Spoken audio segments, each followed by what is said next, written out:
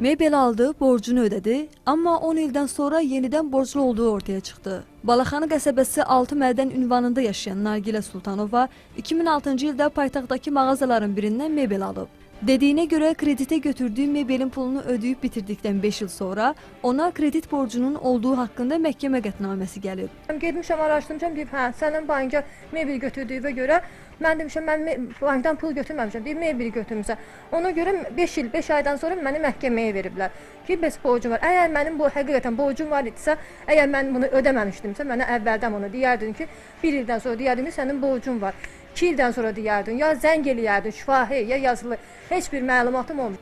Nargilə Sultanovanın sözlərinə görə mebeli götürən zaman ona banka ödəniş olunacaq və ya bankla müqavilə var deyə heç bir xəbərdarlıq edilməyib. Mebel mağazası ilə müqavilə bağlanıb və hər ay məbləğ mağazaya ödənilib. 800 manatlıq mebel götürmüşəm, onu ödəmişəm vaxtında. Sonradan 1144 manat burada qərar çıxardıblar mənim üçün. Mənim bankda heç bir, nə sənədə qol çəkməmişəm, nə bir şey, özləri onu eləyiblər. Götürsünlər kamera görüntüləri olmalıdır bankda. Məni göstərsinlər ki, sən gəlmirsən, bankda qol çəkmirsən. Maraqlısı budur ki, onun mebel aldığı salon da hazırda fəaliyyət göstərmir. İndi mübahisə tərəfləri kimi bankla bu qadın qalıb.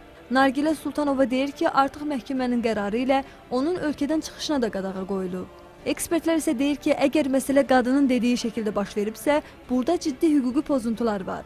Hər vədə xanıma verilmirlərsə kredit müqaviləsinin bir nüsxası, bu bir pozuntu. İkincisi, naftiyyə ki, verilmirlər, bankın özündə bir nüsxa var, əsl nüsxa var.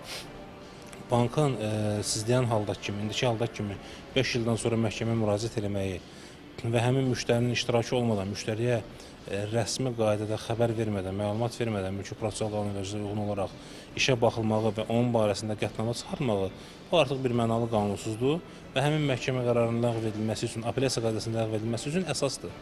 Yəni, bank müqavilə üzrə son ödəniş vaxtından 3 il müddət keçibsə, burada bank iddia hüququnu itirir. Həmin qadın elə təkcə bu əsasa görə qərarı ləğv etdirə bilər. Həmçinin ekspertlər bildirirlər ki, vətəndaşlar bu tipli neqativ hallarla qarşılaşmamaq üçün müqavilələri diqqətlə oxumalı və ödəniş etdikdən sonra qəbz tələb etməli. Habelə həmin qəbzləri ən az 3 il ərzində özlərində saxlamalıdırlar.